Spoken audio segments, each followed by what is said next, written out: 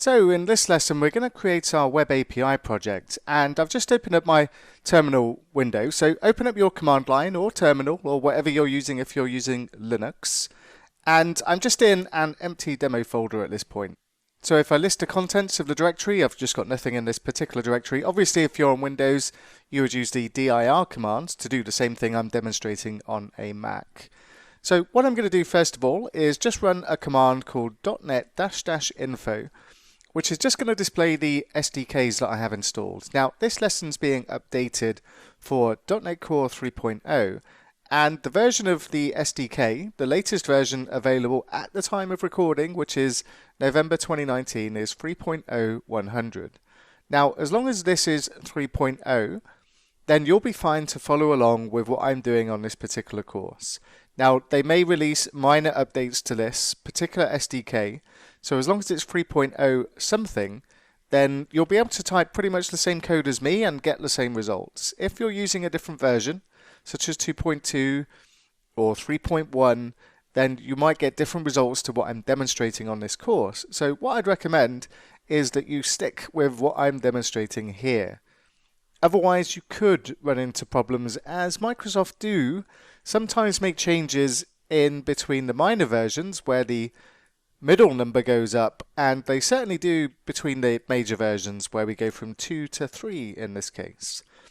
And what we also get is the .NET Core runtime installed, and we see it for 3.0 for ASP.NET Core App and .NET Core App as well.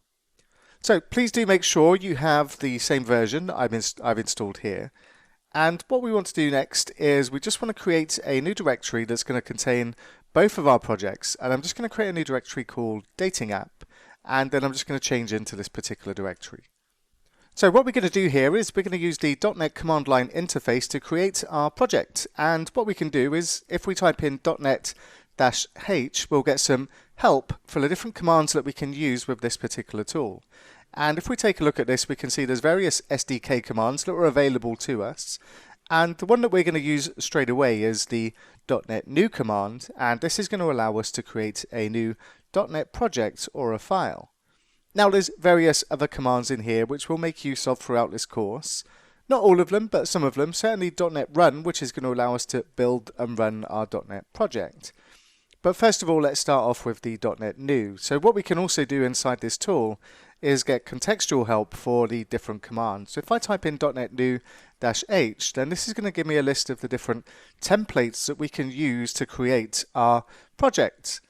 So what we're going to use here is the Web API project, which is going to create an instance of an ASP.NET Core Web API project. Now we're also going to be creating an Angular application, and there is an option here to create a ASP.NET Core app with Angular, but we're not going to be using that one.